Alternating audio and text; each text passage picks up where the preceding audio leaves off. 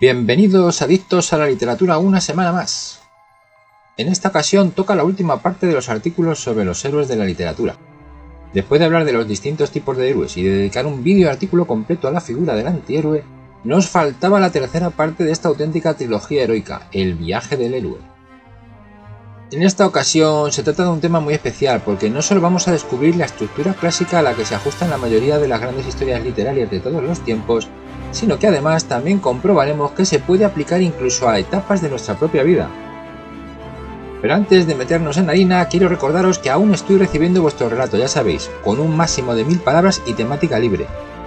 Podéis enviármelos de aquí a fin de año, así que venga, animaos, mandádmelos, que escogeré los 5 mejores y tendrán regalo sorpresa seguro, además de que los comentaré aquí en el canal.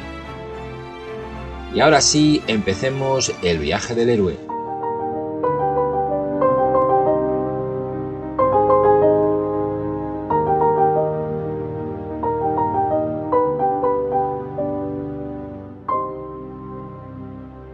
El camino del héroe, también llamado viaje del héroe o monomito, sé que suena un poco raro esto de monomito, pero es un término que fue acuñado por Joseph Campbell, un escritor, profesor, mitólogo y antropólogo estadounidense que viajó por toda Europa y Asia. Era un hombre apasionado por la mitología, recogió historias de todos lados y descubrió que existía un patrón que se repetía en mitos y relatos de distintas culturas. En 1949 escribió el libro El héroe de las 1000 caras, donde acuñó el término de viaje del héroe o monomito, que no es otra cosa que este patrón universal que él descubrió y al que corresponden todas las grandes historias de la mitología, pero también de la literatura y de en general cualquier narrativa humana.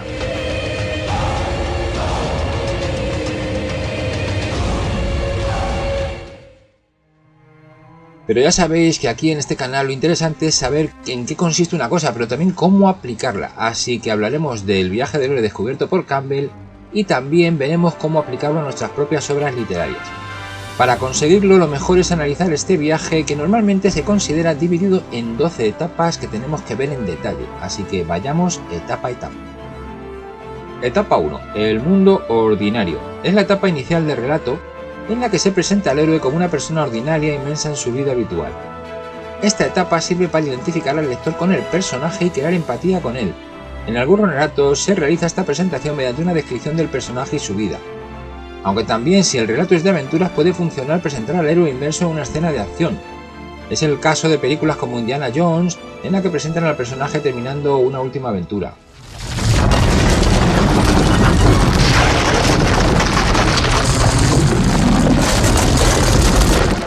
Etapa 2. La llamada a la aventura. Este es el momento en el que sucede algo que rompe la rutina o actividad habitual del héroe. Un suceso que viene a sacarle de su zona de confort.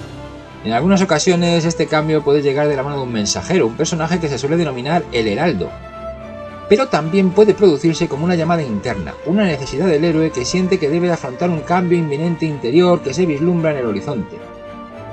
No penséis que este esquema, en general el viaje del héroe, se aplica solo a grandes historias épicas o de aventura, para nada. Estamos hablando de cualquier tipo de historia. Por ejemplo, si estuviésemos hablando de una historia romántica, la llamada a la aventura de la que estamos hablando ahora podría ser simplemente el momento en que una persona conoce a otra de la que se va a enamorar. En ese momento el protagonista rompe su confort habitual lanzándose a una historia de amor. Si recordáis la película Conoces a Joe Black, la llamada a la aventura se produce cuando los protagonistas se encuentran casualmente en una cafetería. ¿Por qué? Es que me gustas mucho.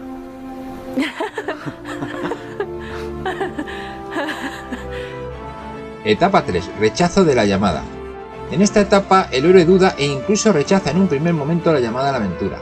Esto ayuda a dar dramatismo y realismo a la historia. A fin de cuentas, ¿quién de nosotros es capaz de salir de su zona de confort sin ni siquiera dudar? Sería algo antinatural hacerlo así, así que lo normal es plantear las historias con un héroe que duda, que tiene sus momentos de confusión, aunque al final haga lo correcto. Puede dar mucho juego literario utilizar una estructura rechazo-aceptación en esta etapa del relato. Es decir, que el héroe rechace absolutamente la aventura para aceptarla inevitablemente después. Este elemento lo juega magistralmente Stan Lee cuando creó su personaje de Spider-Man, ya que Peter Parker es llamado a usar sus nuevos poderes, pero se niega en un primer momento, ya que lo único que busca es ganar dinero con ellos.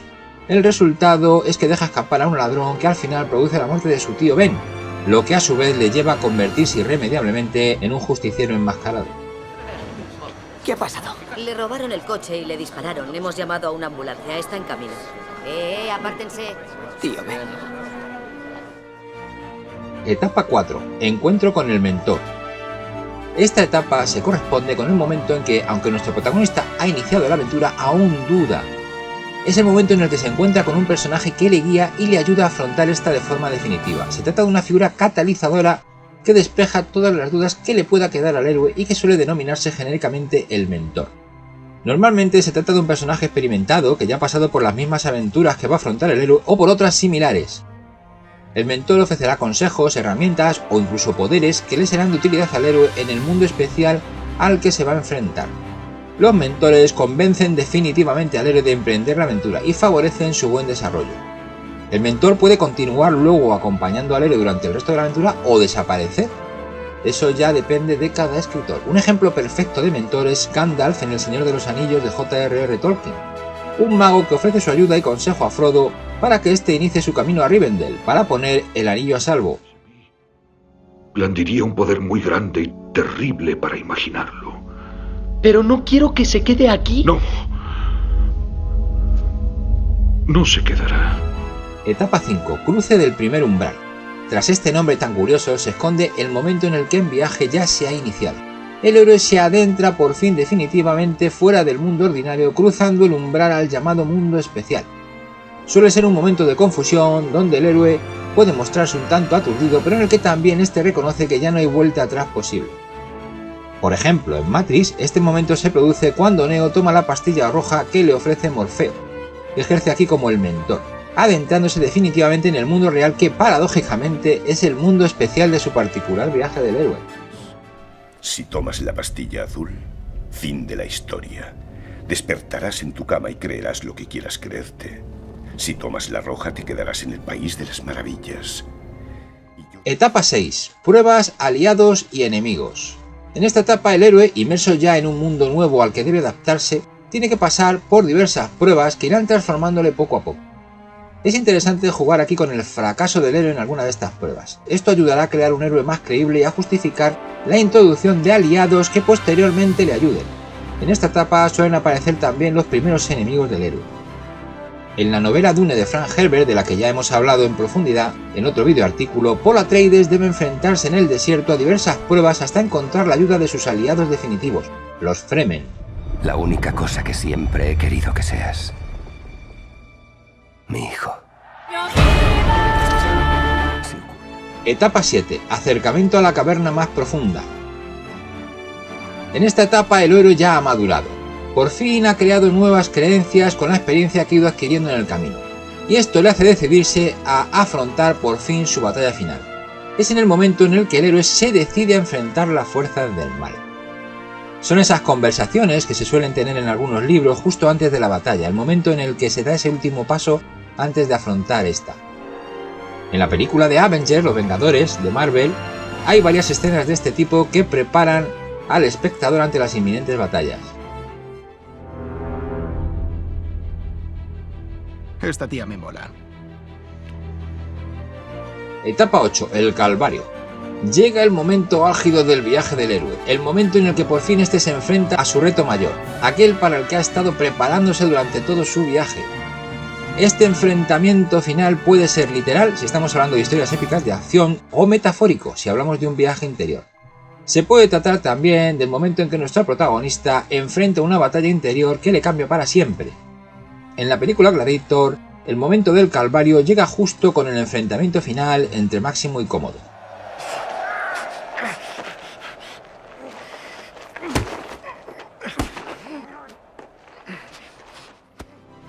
Etapa 9. La recompensa. Este es el momento en el que el héroe vence por fin su batalla y recibe una recompensa. Esta puede ser material o inmaterial, puede ser algo que gana realmente, un tesoro, una pareja, un descubrimiento, algo que ha estado buscando siempre, o algo inmaterial, un conocimiento interior, una reafirmación personal, etc. Sin embargo, aquí no acaba el viaje del héroe, ya que este, tras disfrutar de su victoria, debe volver al camino. Este suele ser un momento de alivio dramático donde el lector cree que se ha solucionado por fin la crisis que ha dado lugar al viaje del héroe. Sin embargo, esta solución suele ser pasajera.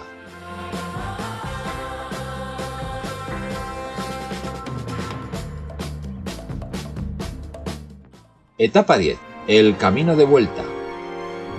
En esta etapa se rompe la calma alcanzada tras la victoria aparente y recompensa conseguida en el viaje de vuelta del héroe. Es un momento en el que surge un nuevo problema que pone en peligro todo lo alcanzado. Esto obliga al héroe a afrontar de nuevo un reto, que esta vez sí será el definitivo y que marcará el éxito o fracaso del viaje.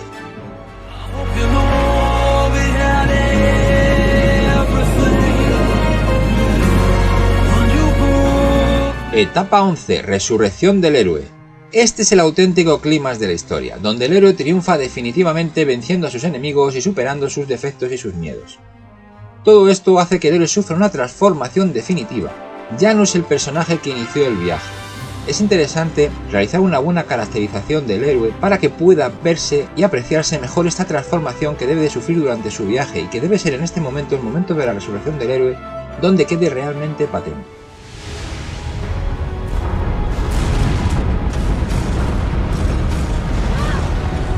Etapa 12. Regreso con el elixir. Con este nombre tan rimbombante se conoce al final de la historia que se produce cuando el héroe retorna a su mundo ordinario, pero transformado después de su viaje. Es decir, el momento en el de la vuelta a casa. Suele hablarse en este caso de dos tipos de finales. Finales circulares, que son aquellos que tras solucionarle la crisis el héroe vuelve a su vida habitual, tal cual era al principio, aunque transformado en alguien mejor.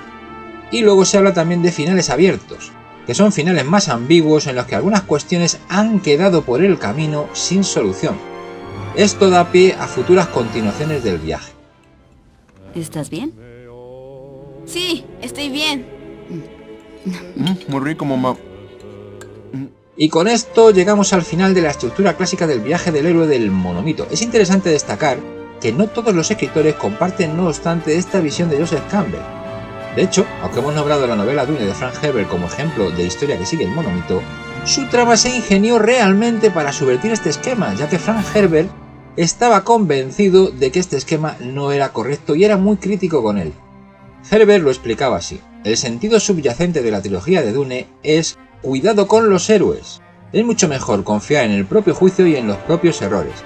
Dune está enfocada contra esta idea del líder infalible, ya que mi visión de la historia sostiene que los errores cometidos por un líder o cometidos en su nombre se amplifican proporcionalmente al número de adeptos que lo secundan sin cuestionarlo. Muchacho. Duncan, ¿puedo contarte algo? Claro, ya lo sabes. En mis sueños. Algunos autores creen incluso que la teoría del monomito es una generalización excesiva que no respeta las peculiaridades de las distintas mitologías, y que no todas estas pueden identificarse tan claramente con este esquema. Incluso se le ha tildado también, no sin falta de razón, de ser una visión excesivamente machista y centrada en el hombre. La verdad es que esta última crítica es muy cierta, pero fácilmente solucionable con considerar que este esquema literario es exactamente igual independientemente de si se trata del viaje de un héroe o de una heroína. En cuanto a la excesiva generalización, es justo reconocer que el propio Campbell apuntaba que no siempre se cumplen todas estas etapas descritas por él en el viaje del héroe, y que en muchas historias algunas desaparecen y otras se amplían de acuerdo a los gustos del autor. Lo cierto es que en mayor o menor medida, prácticamente en cualquier historia encontramos elementos fácilmente identificables con este viaje del héroe.